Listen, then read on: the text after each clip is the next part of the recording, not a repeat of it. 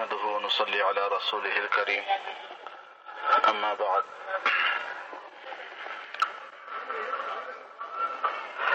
خواتین اسلام اور برادران اسلام، خواتین زیادہ ہونے کا علم ہوا اس لیے ان کو پہلے خطاب کیا۔ عام طور پر یہ تاثر ہے اور یہ وجہ ہے کہ سیرت کے موضوع پر جب جلسہ ہو تو کسی ایک مقرر سے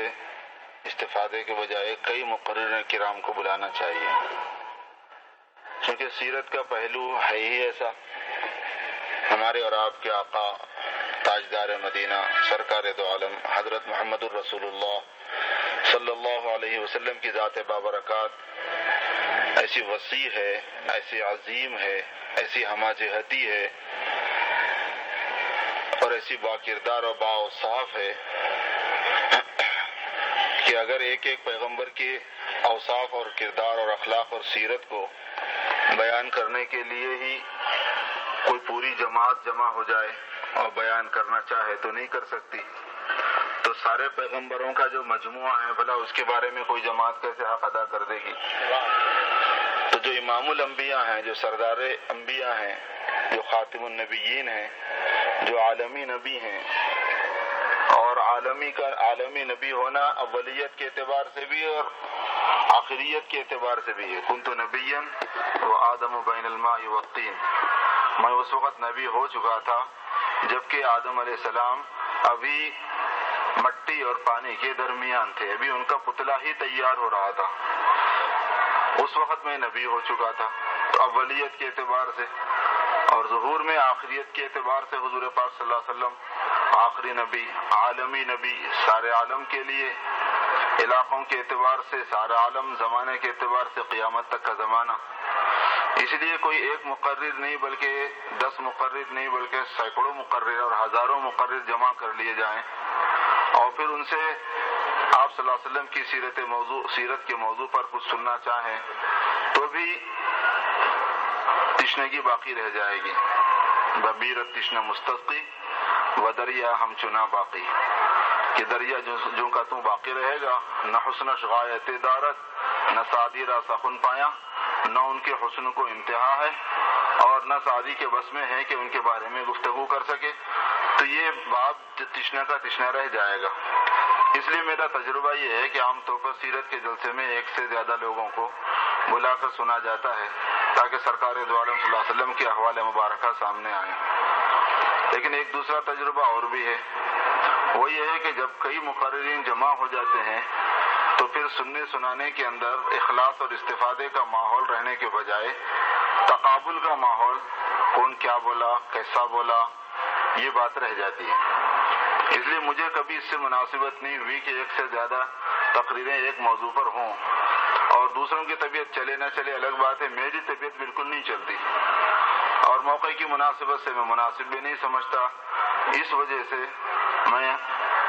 اگر دوسرا کوئی پروگرام نہیں ہے اس کے ساتھ میں تو ہمارے شیریں بیاں حضرت مولانا عابد خان صاحب دامت برکاتہم سے گزارش کروں گا کہ وہ سیرت کے اس مبارک پہلو پر ایک بصیرت افروز انداز میں کچھ گفتگو کریں۔ بہت سے ساتھی کچھ مجھ سے بھی سننا چاہتے تھے مگر میں انشاءاللہ تعالیٰ پھر کبھی سناؤں گا، ایک تو میری موڈ بھی نہیں ہے اور یہ ہے کہ میں ان کو پہلے بھی بولا تھا ہمارے ساتھیوں سے کہ میں 2 آدمیوں کے ساتھ نہیں، میرے کو کوئی قوالی کا پروگرام کرنا نہیں ہوتا ہے، میں ایک دین کی بات ہے، میں بھی سنوں محبت سے، آپ بھی سنو، تو اس طریقے سے انشاءاللہ استفادے کی راہ زیادہ اچھی ہوگی۔ تو میں اپنی ان مختصر سی گزارشات پر اپنی بات ختم کرتا ہوں اور اگر کوئی اور موضوع نہیں ہے بیچ میں تو پھر ہمارے جو حضرات سنیں گے عابد خان صاحب کو انشاءاللہ تعالیٰ وہ خود ہی اس نتیجے پر پہنچیں گے کہ بھئی اچھا ہی ہوا، ایک آدمی کی بات ہم نے سنی بصیرت کے ساتھ، یہ زیادہ اچھا ہوا، اور جو سنا ہوا ہے وہ جانتا ہے اور مشک آنست کے خود بگوید، وہ تو خود ہی بولے گا، اس لیے مزید تعارف کی ضرورت نہیں ہے، نہ اس کی گنجائش ہے۔ انشاءاللہ بس دعا فرمائیے کہ اللہ پاک کو خیر کی بات کا حلوہ دے اور اللہ کرے کہ ہمارے مفتی صاحب دعوت برکاتہوں کو اللہ کچھ انشرا دے دے تو انشاءاللہ کچھ بات ہو جائے گی. جو ظرفیت مل صاحب کی ہے اس سے زیادہ اس مسئلے میں میں معذور ہوں. باقی محبتوں میں اور اس عقیدت کے جذبے میں کہ اس مبارک موقع پر یا اس جذبے کی فکر کرنے والوں کی مجاہدوں کی قربانیوں میں کوئی انوار ہو تو اللہ اس میں ہمیں بھی شریک کر دے. اس جذبے سے حاضری ہو گئی. اللہ پاک بہرحال خیر کا معاملہ فرمائے. الحمدللہ وکفا وسلام علی عبادہ الذین اصطفی. اما بعد اللهم صل على سيدنا مولانا محمد وآله وأصحابه وبارك وسلم كما تحب ربنا وترضى عدد ما تحب ربنا وترضى. قال النبي صلى الله عليه وسلم لا يؤمن أحدكم حتى أكون أحب إليه من والده وولده والناس أجمعين أو كما قال عليه الصلاة والسلام. محترم بزرگوں اور عزیز بھائیوں اور دوستوں اور ہماری دینی ماں اور بہنوں جو اس وقت اس دینی نسبت پر یہاں پر جمع ہیں، نیتوں کے اعتبار سے اللہ پاک کا معاملہ اپنے بندوں کے ساتھ ہوتا ہے. ہم ایک پاکیزہ جذبے سے یہاں پر جمع ہوئے ہیں کہ یہ نشست اور یہ مجلس اور یہ جلسہ جو سیرت طیبہ کے مبارک عنوان پر منعقد کیا گیا، اس کی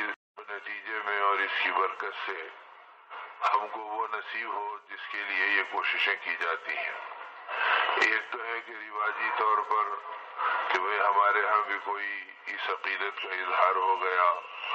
اور اس محبت کی تسلی کا سامان ہو گیا. یہ چیز اصل میں دینی نقطہ نظر سے کوئی خاص اہمیت نہیں رکھتی. اصل یہ ہے کہ آدمی سیرت طیبہ کے اس مبارک عنوان پر اپنی زندگیوں کو ٹٹولے اور اپنی زندگیوں کو جھانکے اور یہ سوچے کہ نبی رحمت سید الکونین آقا نامدار سیدنا محمد رسول اللہ صلی اللہ علیہ وسلم کی حیات طیبہ، جس کو اللہ پاک نے قیامت تک آنے والے انسانوں کے لیے اور انسانوں کے ہر زمرے کے لیے، چاہے وہ مرد ہوں اور عورتیں ہوں یا وہ بچے ہوں یا بوڑھے ہوں، وہ جوان ہوں یا کمزور ہوں یا وہ سرمایہ دار ہوں یا وہ غریب ہوں، ہر ایک کے لیے اللہ پاک نے اپنے نبی رحمت صلی اللہ علیہ وسلم کی حیات طیبہ کو مشعل راہ بنایا اور ہدایت کا چراغ بنایا تاکہ اس راستے سے آدمی اپنی زندگی کو پاکیزہ بنا سکے. اور وہ زندگی کی شروعات اور وہ زندگی کا اختتام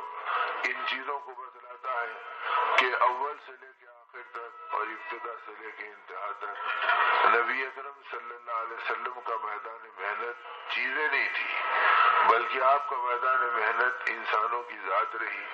اور انسانوں میں بھی سب سے پہلے ان کا قلب اور ان کا وہ نشانہ رہا جس سے پوری زندگی اور اعضاء و جوارح قابو میں آئے. اس لیے نبیوں کی محنت کا راستہ الگ ہے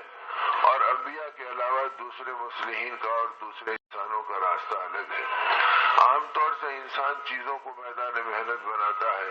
کہ بھئی سامان پہ محنت کرو، اپنی ضرورتوں پہ محنت کرو اور اپنی دنیا میں نظر آنے والی چیزوں کو میدان محنت بناؤ.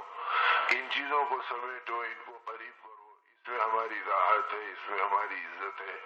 اس میں ہماری شرافت ہے. یہ وہ تصور ہے جو وقتی اور عارضی زندگی کے اعتبار سے بے نور آنکھوں کا تصور یہی رہا. اور انبیاء کے سردار خاتم النبیین صلی اللہ علیہ وسلم کا میدان محنت چیزیں نہیں رہا کہ وہ مال کی بڑھوتری کو یا کمی کو کوئی اپنی زندگی کے بننے اور بگڑنے کی بنیاد بنائے اور وہ ظاہری خصوصیات کے حاصل ہونے کو اور کسی بڑائی کو اور چودراہٹ کو اور سرداری کو اور کرسی کو اپنا معیار زندگی بنائے کہ اس سے زندگی بنتی ہے. بلکہ الٹا جس قرآن پاک کا نزول اللہ پاک نے آپ پر فرمایا اور آپ کی جو دعوت نبوت رہی، اس رسالت کا پیغام یہ رہا کہ ان شکلوں کے دھوکے میں مت پڑو. یہ آنی جانی ہے اور وقتی ہے اور ہمیشہ آئی اور گئی، بلکہ اس پاک کلام میں جو سیرت پاک کا اصل مغز ہے اور آپ کی ذات اقدس پر حضور اکرم صلی اللہ علیہ وسلم کی پاکیزہ ذات پر اللہ پاک کی طرف سے نزول کیا گیا، اس کے اندر فرعون کا، قارون کا، نمرود کا ان بڑی بڑی ان شکلوں کا جو دنیا کے اعتبار سے آدمی قیامت تک جن سے معروف اور متاثر ہوتا ہے، بھائی مال مل جائے، ملک مل جائے، کرسی مل جائے، عہدہ مل جائے، تو ان چیزوں کی انتہا پر رہنے والوں کے تذکرے قرآن نے کیے، اور قرآن پاک کے ذریعے سے نبی رحمت صلی اللہ علیہ وسلم نے انسانوں کو سمجھا دیا کہ دیکھو یہ شکلیں تو فرعون کو بھی ملی، قارون کو بھی ملی، تو شکل کے ذریعے سے انسان نہیں بنتا بلکہ عمل کے ذریعے سے انسان بنتا ہے۔ اس لیے انبیاء علیہم السلام اور سردار انبیاء صلی اللہ علیہ وسلم کی محنت کی بنیاد یہ رہی کہ کسی طرح انسانوں کی زندگی عمل کے اعتبار سے صالحیت پر اور پاکیزگی پر پڑ جائے، اور صالحیت کا راستہ یہ ہے کہ وہ عمل محض اللہ کی رضا کے لیے ہو۔ اپنی زندگی کے مقصد کو آدمی پہچانے، یہ پیغام سیرت رہا کہ بھئی تم کیا ہے، تمہاری حیثیت کیا ہے، تم اپنی زندگی کی ذمہ داری کو سمجھو، اور زندگی کی ذمہ داری کھانا پینا، پہننا اوڑھنا اور رہنا سہنا اور خواہشات زندگی کا پورا کرنا نہیں ہے۔ یہ چیزیں تو نبی پاک صلی اللہ علیہ وسلم کے آنے سے پہلے بھی دنیا میں ہو رہی تھی۔ جن کو مل گیا وہ عیش و عشرت میں تھے، جن کو نہیں مل گیا وہ ظلم و زیادتی میں تھے، اور جن کو نہیں ملا وہ حسرت و یاس میں اپنی زندگی کو گزار رہے۔ تو یہ شکلیں نبی کریم بھی تھی، اور قیامت تک یہ شکلیں قائم رہیں گی۔ اس لیے حضور پاک صلی اللہ علیہ وسلم نے ان چیزوں کو بنیاد نہیں بنائی، بلکہ بنیاد یہ بتلائی کہ دیکھو یہ زندگی عارضی ہے، مختصر ہے، چند روزہ طور پر تم اس دنیا میں بھیجے گئے ہو، اور اس زندگی کو اللہ نے ایک مقصد کے لیے دیا ہے کہ تم اللہ کی ذات کو پہچانو اور اپنی آخرت کو سمجھو، اور انسانوں کو اس پاکیزہ راستے پہ ڈالنے کی محنت کرو۔ نتیجے میں جتنے صحابہ کرام رضوان اللہ تعالی علیہم اجمعین کی زندگیاں ہیں وہ سیرت پاک کا مرقع ہے کہ اللہ کے نبی صلی اللہ علیہ وسلم نے عملی نمونے بتلا دیے، مردوں میں، عورتوں میں، بچوں میں، بوڑھوں میں، کہ جب زندگی کے اندر اس ایمان آتا ہے، اسلام کے گودوں کے اندر پرورش کے اسباب بنتے ہیں، اور دین کو اللہ کی نعمت سمجھ کے زندگی گزارنے کا موقع ملتا ہے، تو پھر ان کی سوچ کیا ہوتی، ان کی سمجھ کیا ہوتی، ان کی فہم کیا ہوتی۔ اب وہ فہم کے نمونے صحابہ کرام بنے اور ان کی زندگیوں کو بدلایا کہ سیرت پاک کی برکتیں کیا ہیں۔ تو نبی رحمت صلی اللہ علیہ وسلم کی حیات طیبہ یعنی مناقب کے اعتبار سے اور مناسب کے اعتبار سے، تو جیسے ابھی ہمارے حضرت مفتی صاحب دامت برکاتہم نے فرمایا کہ کسی ایک شعبہ سیرت پاک کے اوپر آدمی کے لیے نہ دن کافی ہے نہ رات کافی ہے، شاید پورے عالم میں کتب خانوں میں سیرت پاک سے زیادہ کسی اور عنوان پر کتابیں نہیں ملیں گی کہ کوئی آدمی کسی شعبے پہ لکھے گا تو اس کے تھیسس ہوں، مقالے ہوں، کتابیں ہوں، تو اس کی ایک انتہا ہے۔ لیکن حضور پاک صلی اللہ علیہ وسلم کی سیرت طیبہ پر آج 1500 برس سے ہر زبان میں، عربی میں، اردو میں، انگریزی میں اور دنیا کی اور مختلف زبانوں میں سیرت پاک کا کام چل رہا ہے، اور اس کے اوپر کتب خانوں کے کتب خانے ایک ایک شعبے پہ بھرے جا رہے ہیں۔ لیکن اس کے باوجود پھر بھی حسرت رہتی ہے کہ کوئی اور سیرت پاک کو کسی اور انداز سے سامنے لا لے، کسی اور ندرت سے پیش کر دے، تو یہ سلسلہ تا قیامت قائم بھی رہے گا۔ یہ خود اعجاز ہے سیرت پاک کا۔ تو اب ایسی سیرت طیبہ کے سلسلے میں بقول علماء امت کے کہ ایمان کی جو قیمت ہے اور مومن کا جو مقام ہے، سارے دنیا کے انسان مل کر ایک مومن کے مقام کو نہیں پہچان سکتے، اور تمام مومنین مل کر ایک نبی کے مقام کو نہیں پہچان سکتے، اور تمام انبیاء مل کر محمد رسول اللہ صلی اللہ علیہ وسلم کے مقام کو نہیں جان سکتے۔ وہ تو اللہ ہی جانتا ہے جس نے آپ کو مقام و منصب عطا فرمایا۔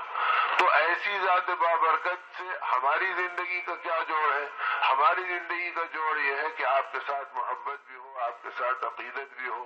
آپ کے ساتھ اطاعت بھی ہو، اور آپ کی وہ اتباع کے اندر ہماری زندگی کو گزارنا بھی ہو۔ یہ گویا سیرت پاک کا حاصل ہے۔ اسی لیے نبی رحمت صلی اللہ علیہ وسلم کے ارشادات میں ایک بات یہ بھی ملتی ہے جس کا خلاصہ یہ کہ من احب سنتی فقد احبنی ومن احبنی کان معی فی الجنہ، او کما قال، کہ جس نے مجھ سے محبت کی تو میری محبت کا پیمانہ یہ ہے کہ جو میری سنتوں پر چلا بس وہی میں مجھ سے محبت کرنے والا ہے۔ اور اب قیامت یہ ہے کہ سیرت کا، محبت کا اور آپ سے تعلق کا دعویٰ اور اس کے شور شرابے اور اس کے اوپر بلند و دو باغ ہماری زندگی کے دعوے ایک طرف ایک کونے میں ہے،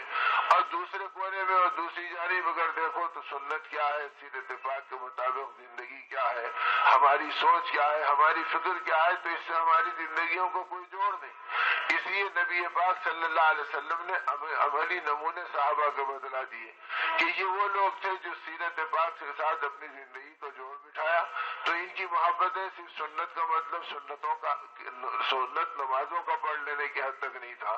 بلکہ پوری زندگی کو سنت کے سانچے میں ڈالا تھا کہ دیکھنا کس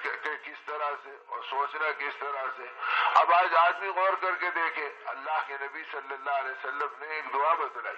اور امت کو سکھلائی، اور اس کے اندر یہ بات بتلائی کہ اللہم اجعل وساوس قلبی خشیتک و ذکرک، کہ یہ دعا اپنی امت کو مانگنا سکھلایا اور صحابہ کو بتلایا اور خود مانگ کے دکھلایا کہ اللہ تو میرے دل کے وسوسوں کو اور میرے دل کی چاہتوں کو اپنا خوف اور اپنی یاد بنا دے۔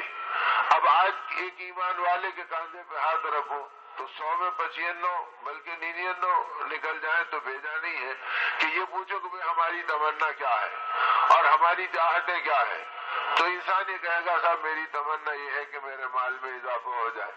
میری تمنا یہ ہے کہ میرا چھوٹا مکان بڑی شکل میں تبدیل ہو جائے، میری تمنا یہ ہے کہ میرا پرانا مکان نیا بن جائے، میری تمنا یہ ہے کہ وہ نگاہوں کو جاذب کرنے والا اور متاثر کرنے والا فرنیچر میرے گھر میں آ جائے، میری تمنا یہ ہے کہ اونچی اونچی سواریاں اور شاہی چیزیں میرے قبضے کے اندر آ جائیں۔ تو میرے دوستو، یہ تمنائیں بنیوں کی اولاد میں اور یہود و نصارہ کی زندگی میں بھی موجود ہیں۔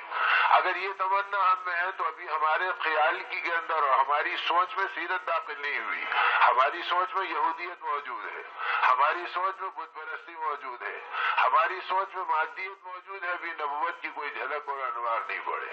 اب نبوت کی جھلک جن کے اندر تھی، ان صحابہ کو دیکھو، ان اولیاء کاملین کو دیکھو، ان کی تمناؤں کو دیکھو تو سمجھ میں آئے گا کہ ان کی تمنائیں کیا تھی۔ کوئی صحابی ایسا نہیں تھا جس کی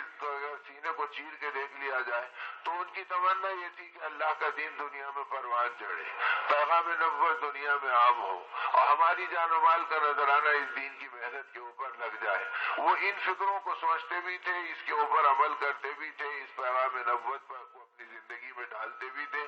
اسی راستے پہ صحابہ کی زندگیاں چلی، اسی راستے پہ اولیاء امت کی زندگیاں چلی کہ اہل اللہ ایک ایک قدم پر ایک ایک سنت کو سامنے رکھ کر چلتے تھے۔ اسی لیے حضرت پیران پیر قطب ربانی سید الطائفہ سیدنا شیخ عبد القادر جیلانی رحمۃ اللہ علیہ کے مواعظ کے اندر یہ باتیں موجود ہیں کہ آپ نے فرمایا کہ خبردار خبردار، اگر تو کسی انسان کو اس حالت کے اندر دیکھ لے کہ وہ اپنی سواری کے طور پر شیر کو مسخر کر لیا ہے اور گھوڑے کی جگہ پر سانپ کو اپنے قبضے میں کر لیا ہے اور ہواؤں میں اڑتا ہوا جا رہا ہے، تو اس کو اللہ کا ولی سمجھنا میں دھوکے میں نہیں پڑنا۔ خبردار خبردار، جب تک کہ اس کی زندگی کو سنت کی اتباع میں نہ دیکھے اس وقت تک اس کے بارے میں تو ولایت کے دھوکے کے اندر نہیں پڑنا۔ اور آگے کہہ دیا کہ یہ کام تو شیطان بھی اپنے مکر و فریب سے کر سکتا ہے۔ تو یہ وہ چیزیں ہیں جو شیطانی اعمال میں بھی آدمی کر سکتا ہے، اور انسان کی کمزوری یہ ہے کہ جب یہ محبت رسول کی حقیقت سے محروم ہوتا اور اتباع کی استقامت اس کی زندگی کے اندر موجود نہیں ہوتی تو اس کے نتیجے میں یہ صرف آنکھوں دیکھی چیزوں کی شکلوں کے بدلنے سے دھوکے میں پڑ جاتا ہے۔ اسی لیے ان دھوکوں سے ان اہل اللہ نے نکالا، بڑے بڑے عارفین امت نے ان باتوں کو کہہ دیا کہ بھئی دھوکے میں کیا پڑتے۔ اگر یہاں تک کہ شیخ سعدی شیرازی رحمۃ اللہ نے فرمایا تم اونچے محلات سے متاثر ہوتے ہو، ارے اونچے محلات کے اندر تو چپکلیاں بھی رہتی ہیں، چچندر بھی رہتے ہیں، اور یہ بھی تو اس میں زندگی گزارتے ہیں۔ اگر یہ چیزیں متاثر ہونے کی ہیں تو تم ان کو باعزت قرار دو، تم بجائے اپنے آپ کو عزت والے قرار دینے کی۔ اور انہی چیزوں کو بڑے بڑے عارفین امت نے کہہ دیا، اور آدمی عقل دوڑا کر دیکھے کہ بھئی کار سے چیزوں سے تو بھئی ایک شریف آدمی ہے پیدل جا رہا ہے جس کے پیر میں جوتیاں نصیب نہیں ہیں، اور ایک کتا ہے جس کو رات دن ہم دیکھتے ہیں کہ کتنے کتے ہیں جن کے گلے میں سونے کی زنجیریں پڑی ہوئی ہیں، اور جو اے سی کی کاروں میں بیٹھے ہوئے اپنا زبان لٹکائے ہوئے گویا شیشے کے پاس دروازے کے پاس جھانکتے ہوئے اندر بیٹھے ہیں، اور ان کو کھلانے والے وہ اندھے انسان جن کو کوئی حقیقت کی تمیز نہیں اور حلال و حرام کو مزاج نہیں، وہ ان کو روزانہ 100 روپے اور 200 روپے کا گوشت کھلا دیتے ہیں۔ تو گوشت کھا کر اور کاروں میں پھر کر اور سونے کی زنجیریں پہن کر کتا کتا ہی رہے گا اور انسان انسان ہی رہے گا۔ یہ نہیں کہ صاحب چونکہ یہ بیٹھا لہٰذا یہ بہت باعزت و بلند ترین مقام پر آ گیا، اور یہ بے عزت و بے قیمت عزت بن گیا، بلکہ عزتوں کی بنیاد آدمی کے اقدار پر ہے، اس کے اوصاف پر ہے، اس کے اعمال پر ہے۔ اس لیے انبیاء اور انبیاء کے سردار آقا رحمت صلی اللہ علیہ وسلم کی جو محنتیں رہی، وہ محنتیں سیرت طیبہ کی یہ رہی کہ انسانوں میں میری محبت کی پہچان یہ ہو کہ ان میں اللہ کی معرفت پیدا ہو جائے اور ان کی زندگی آخرت کو پہچان کر اپنے آپ کو چلانے والی بن جائے۔ نتیجہ یہ تھا کہ وہ مٹھی بھر طبقہ جو مکہ مکرمہ میں ابتدا میں اور مدینہ طیبہ میں نبی رحمت صلی اللہ علیہ وسلم کے دوسرے دور میں ساتھ رہا، ان کی زندگیوں کی سوچ بھی، ان کی فکر بھی، ان کا عمل بھی، ان کے کردار بھی وہ بنے کہ جس کے نتیجے کے اندر دیکھنے والوں نے دیکھا کہ مردوں پہ کیا اثرات پڑے، عورتوں پہ کیا اثرات پڑے، بچوں پہ کیا اثرات پڑے۔ بھائی عام زندگی میں تو آدمی کہہ سکتا ہے کہ صاحب غربت تھی، مجبوری تھی، معذوری تھی، نہیں، وہ دور جب کہ خلافت قبضے میں آ گئی اور وہ دور جب کہ حکمرانی کا اختیار اور اقتدار آدمی کے پاس میں آ گیا اور وہ دور جس کے اندر آدھی سے زیادہ دنیا میں اسلام کا اور مسلمان کی توتی بولنے لگ گئی اور حضرت عمر رضی اللہ تعالیٰ عنہ کے نام سے دنیا گویا تاثر لینے لگ گئی، اور جس دور میں 900 شہر اسلام میں داخل ہوئے حضرت عمر رضی اللہ تعالیٰ عنہ کے، تو کتنی بڑی وسعت اسلامی زندگی کو اور اسلامی حکمرانی کو نصیب ہوئی۔ اس کے باوجود جب اتباع تھی اور سیرت طیبہ کی روشنی کے اندر اپنی زندگی کو بنانا تھا، تو رات کا وقت ہے اور اندھیرے کے اندر امیر المومنین تنہا گشت کر رہے ہیں، نہ کوئی آگے پیچھے حشم و قدم ہے اور نہ کوئی اس طریقے سے جو ہے اپنی حفاظتی چوکیداری کے دستے موجود ہیں اور نہ کوئی متعین رستے ہیں کہ اس رستے سے جائیں گے، اس رستے سے آئیں گے، بلکہ ایک تو اس سیرت نے دل کے اندر اس یقین کو بنایا تھا کہ زندگی کے بنانے والے اور بگاڑنے والے ایک اللہ کی ذات ہے، اللہ کے علاوہ کسی اور سے زندگی نہیں بنتی۔ اس سیرت کا پہلا پیغام تھا اور محبت کی پہلی پہچان تھی اور اطاعت کی بنیادی گویا راستہ یہ تھا کہ آدمی اللہ کی ذات عالی کی معرفت پر کم سے کم اس درجے میں جم جائے کہ زندگی کا بنانا اور بگاڑنا ایک اللہ کے قبضے میں ہے اور وہی اللہ حفاظت کرتا ہے، اسی اللہ کے قبضے میں ہلاکت ہے۔ لہذا ہلاکت سے بچنا ہے تو اللہ کو پہچانو، حفاظت پہ چلنا ہو تو اللہ کو پہچانو۔ اس راستے سے انسانوں کی زندگی کے بنانے کا سانچہ سیرت کے راستے سے امت کو ملا۔ اب نتیجہ یہ تھا کہ یقین بھی اللہ کی ذات پر جمع تھا اور زندگی بھی ان فکروں پر آئی تھی۔ اب میں آپ سے کیا عرض کروں، اس درجے اللہ کی ذات عالی پہ یقین بنا، چونکہ طبی نقطہ نظر سے آپ کا یہ ماحول ہے اور یہ واقعہ بر وقت اللہ نے دل میں ڈالا، تو میں عرض کروں جسے بالعموم ہم مذاکرے کے اندر لاتے ہیں کہ ایک صحابی کے پیٹ میں درد ہوا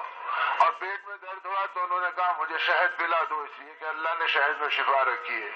اب شہد پلایا گیا تو دست اور آنے لگے اور طبیعت اور خراب ہونے لگی، تو فرمایا اور تھوڑا شہد پلا دو۔ شہد پلایا گیا تو پھر اور دست میں اضافہ ہو گیا اور پھر طبیعت میں بے چینی ہو گئی۔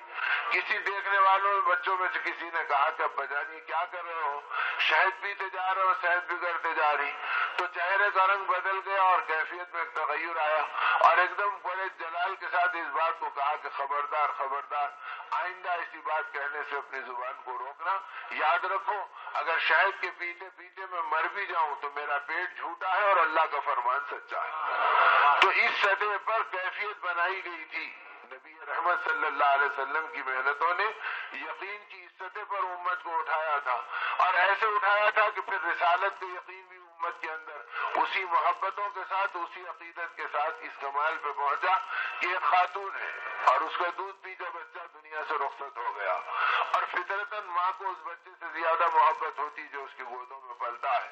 اور اس کے ہاتھوں میں کھیلتا ہے۔ نتیجے میں بچے کی جدائی شاخ گزری، نبی رحمت صلی اللہ علیہ وسلم نے جنازے کی نماز پڑھائی، تالیف قلبی میں گویا کہ بقیع کے قبرستان تک تشریف بھی لے گئے اور جانے کے بعد میں دفنانے میں شریک بھی رہے اور واپس آ کے دیکھا تو ماں غمزدہ ہے، آنکھوں سے آنسو بہ رہے ہیں۔ آپ نے تسلی دے کے فرمایا اللہ کے فیصلے پہ راضی رہو اور صبر و رضا کے ساتھ اپنی زندگی کو گزارو، یہ پروردگار عالم کی گویا امانت تھی، خلاصہ تھا جو آپ نے جو کچھ بھی سمجھایا۔ اور یہ فرمایا اگر تو چاہتی ہے تو میں تیرے بچے کو جنت کی کیاریوں میں کھیلتا ہوا دکھلا دوں اور حوروں کی گودوں کے اندر پلتا ہوا دکھلا دوں تاکہ تجھے تسلی ہو جائے کہ اللہ نے تیرے بچے کو کہاں رکھا ہے۔ اتنا کہتے ہی صحابیات کہتے ہیں کہ بس اس عورت کے آنسو تھم گئے، چہرے کا غم بدل گیا اور کیفیت سکون کی طاری ہو گئی اور آگے بڑھ کے کہا اللہ کے نبی صلی اللہ علیہ علیہ وسلم بس آپ کا کہنا میرے سکون کے لیے کافی ہے. حضور اکرم صلی اللہ علیہ وسلم نے بھی سکوت فرمایا. پاس رہنے والی عورتوں نے کہا اللہ کی بندی تو نے کیسے قیمتی موقع کو کھو دیا. بار بار یہ پیشکش تھوڑی بارگاہ نبوت سے ملتی. اگر تو چاہتی تو دنیا میں بیٹھے بیٹھے جنت کے مناظر دیکھ لیتی اور جنت کی کیاریوں میں حوروں کی گودوں میں اپنے بچے کو پلتا اور کھیلتا دیکھ لیتی. تو نے ایسے قیمتی موقع کو ضائع کر دیا اور بس کہہ دیا. تو پلٹ کر اس خاتون نے باقی خواتین سے ان عورتوں سے یہ کہا کہ چپ ہو جاؤ. ہو سکتا ہے دیکھنے میں میری آنکھیں غلط دیکھیں لیکن کہنے میں آقا کا فرمان کبھی غلط نہیں ہو سکتا. مجھے آپ کے فرمانے پہ تسلی ہو گئی. تو گیا امت کی عورتوں میں اس درجے رسول پاک صلی اللہ علیہ وسلم کے ارشادات پہ یقین تھا. اس یقین کے نتیجے کے اندر جب وہ اولاد جیسی نسبت کے اوپر بھی آقا کی بات پہ یقین کرتے تھے تو ان کی نمازوں کا مرتبہ کیا ہوگا, ان کی تلاوت کی کیفیت کیا ہوگی, ان کے درود پاک کے پڑھنے کی حلاوت کیا ہوگی, ان کے گناہوں پر ندامت کا جذبہ کیا ہوگا. اب ان کی زندگیوں کے انداز ایسے بدلے تھے تو سیرت کے یہ نمونے اور محبت کے یہ عملی نظارے اور اطاعت کے یہ مثال نبی رحمت صلی اللہ علیہ وسلم کے اعمال اور آپ کے افکار کی فکریں ہماری زندگی میں آ جائیں. اب جب ان محبتوں پر اٹھے تھے تو ان کی محبتیں زبانی جمع خرچ کی نہیں تھی. اس زمانے کی قیامت اور اس زمانے کا طوفان بدتمیزی جو کہہ لو وہ یہ ہے کہ ہماری زبان پر محبت کے نعرے ہیں اور ہماری زندگی کے اندر نبی پاک صلی اللہ علیہ وسلم کے ساتھ دشمنی کے مظاہرے ہیں. ہم جانتے ہی نہیں کہ ہم کہہ رہے ہیں کیا کر رہے ہیں کیا. ہم زبان سے اللہ اور اس کے رسول کی محبت کا کلمہ پڑھتے ہیں اور ہمارے گھرانوں میں یہودیت پڑ رہی ہے, نصرانیت کی پرورش ہو رہی ہے, بے دینوں کے راستے پہ ہماری اولاد کی زندگی کی سوچ و فہم بن رہی ہے اور کبھی ہم اسے سوچنے کو تیار نہیں کہ ہم کس اللہ کے ماننے والے اور کس آقا کی غلامی میں زندگی کے چلانے والے ہیں. ہماری تمنا کیا ہونی چاہیے, ہماری فکریں کیا ہونی چاہیے جب کہ یہی کلمہ ہے اور یہی دین ہے جو نبی پاک صلی اللہ علیہ وسلم کی صحبتوں سے امت کو ملا تھا. تو صحابہ کے مبارک طبقے نے دکھلا دیا کہ ان کی برکتیں ان کی زندگیوں میں کتنی آئیں کہ ایک عورت اپنے گود میں پلنے والے بچے کو دودھ پلا کر اس کو تھپکیاں دیتی اور اس کے لیے ترانے پڑتی, گیت گاتی, لوریاں دیتی کہ میرا بچہ سو جائے. تو ان لوریوں کے جو کلمات ہوتے, جو اشعار ہوتے, ان کے تراجم کا خلاصہ یہ ہے کہ وہ یہ کہتے کہ اے اللہ یہ میرا لال کب جوانی کی عمر کو پہنچے گا اور اس کے سینے میں آپ کی عظمت اور آپ کے نبی کی محبت کس طرح گرمائے گی اور کاش کوئی دنیا کے اندر اسے باطل کے معرکے کا موقع مل جائے اور یہ سینہ سفر ہو کر تیرے نام پر اور تیرے دین کے غلبے پر چل پڑے اور دین کے غلبے کے اندر تو اس کی محنتوں کو قبول کرے اور اگر تیرے راہ کی شہادت اس کو